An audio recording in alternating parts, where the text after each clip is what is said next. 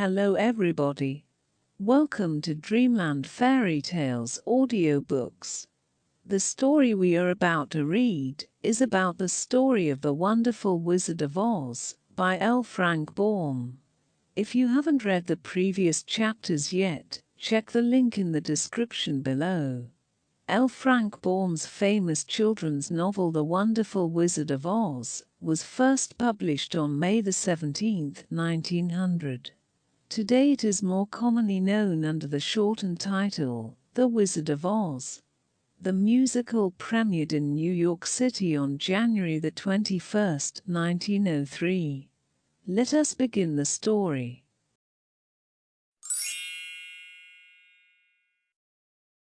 Chapter 17. How the Balloon Was Launched. For 3 days Dorothy heard nothing from Oz.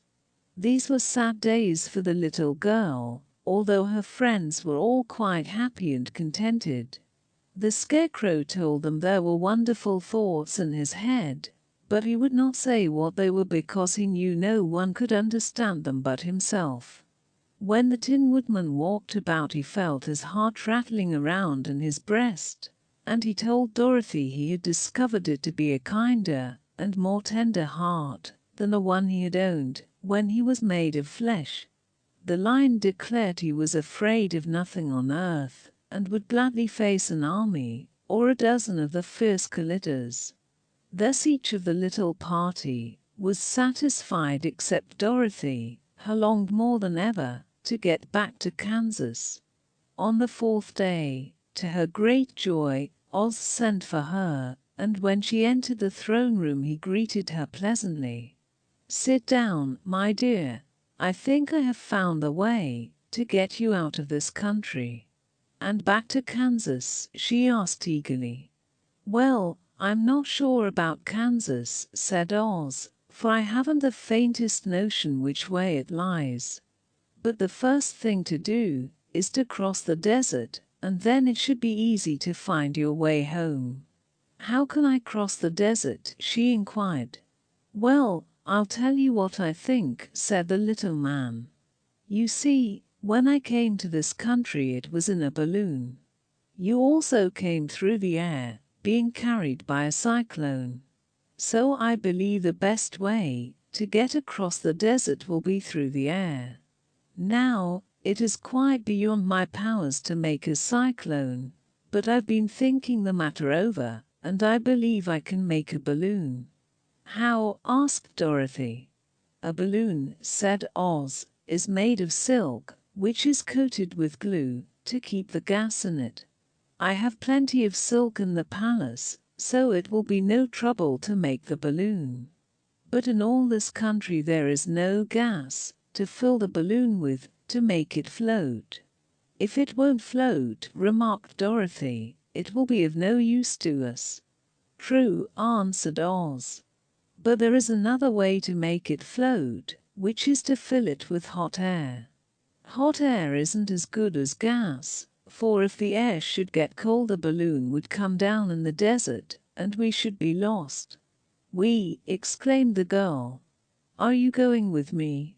"Yes, of course," replied Oz. "I am tired of being such a humbug.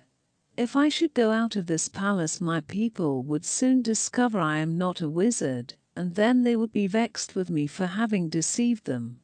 So I have to stay shut up in these rooms all day, and it gets tiresome. I'd much rather go back to Kansas with you and be in a circus again." "I shall be glad to have your company," said Dorothy. "Thank you," he answered.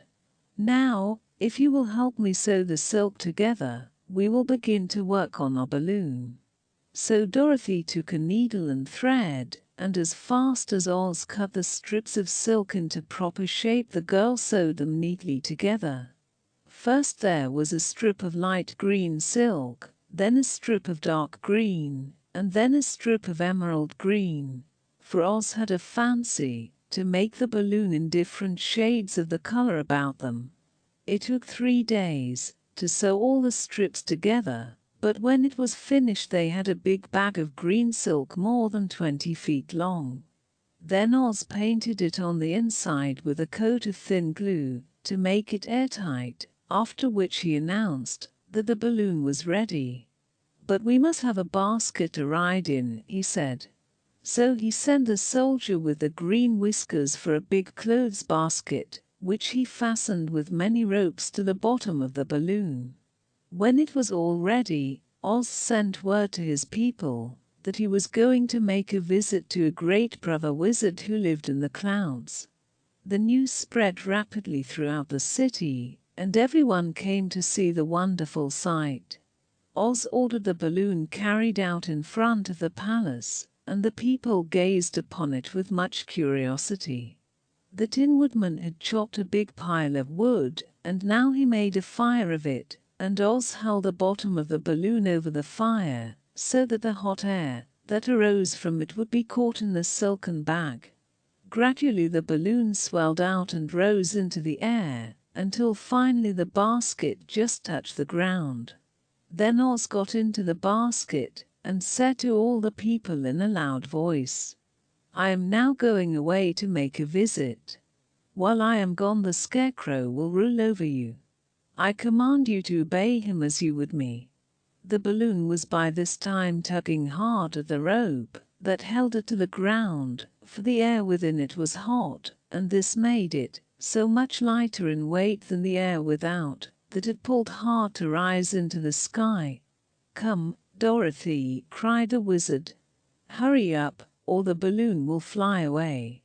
"I can't find Toto anywhere," replied Dorothy, who did not wish to leave her little dog behind. Toto had run into the crowd to bark at a kitten, and Dorothy at last found him. She picked him up and ran towards the balloon. She was within a few steps of it, and Oz was holding out his hands to help her into the basket, when, crack, went the ropes, and the balloon rose into the air without her. "Come back," she screamed. "I want to go too." "I can't come back, my dear," called Oz from the basket. "Goodbye." "Goodbye," shouted everyone, and all eyes were turned upward to where the wizard was riding in the basket, rising every moment farther and farther into the sky. And that was the last any of them ever saw of Oz, the wonderful wizard, though he may have reached Omaha safely and be there now, for all we know.